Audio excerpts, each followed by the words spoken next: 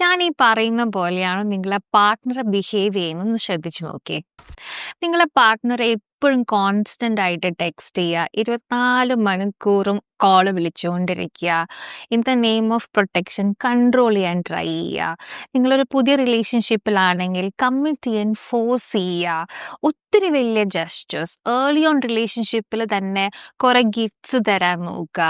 നിങ്ങളെ ഒരു തരത്തിൽ അതൊരു കൺട്രോളിങ് ആണെന്ന് തിരിച്ചറിഞ്ഞിട്ട് നിങ്ങൾക്ക് നോ പറയാൻ പറ്റാണ്ടാവുക. The moment you say no, ഇത് ഇത്രയും ഏർലി അല്ലേ എന്ന ബൗണ്ടറി സെറ്റ് ചെയ്യുന്ന വശം അദ്ദേഹം ഗിൽട്ട് ട്രിപ്പ് ചെയ്യിക്കുക. ഇതൊക്കെ ഒരു നാർസിസ്റ്റിക് പാർട്ട്ണറുടെ ലക്ഷണമാണ്.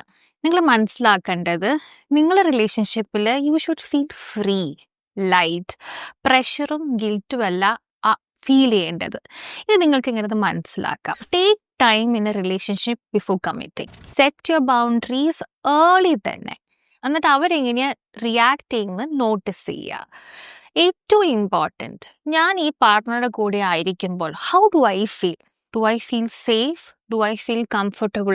അഥവാ ഞാൻ ഭയങ്കര ആങ്ഷ്യസ് ആണോ? അതോ അദ്ദേഹത്തിന് ഇമ്പ്രസ് ചെയ്യാൻ വേണ്ടി ഞാൻ ഓവർ ഡു ചെയ്യുന്നുണ്ടോ? അഥവാ ഇദ്ദേഹം എന്നെ ഭയങ്കരമായിട്ട് പ്രഷറൈസ് ചെയ്യുന്നുണ്ടോ എന്നുള്ളത് ശ്രദ്ധിക്കാൻ മറക്കരുത്.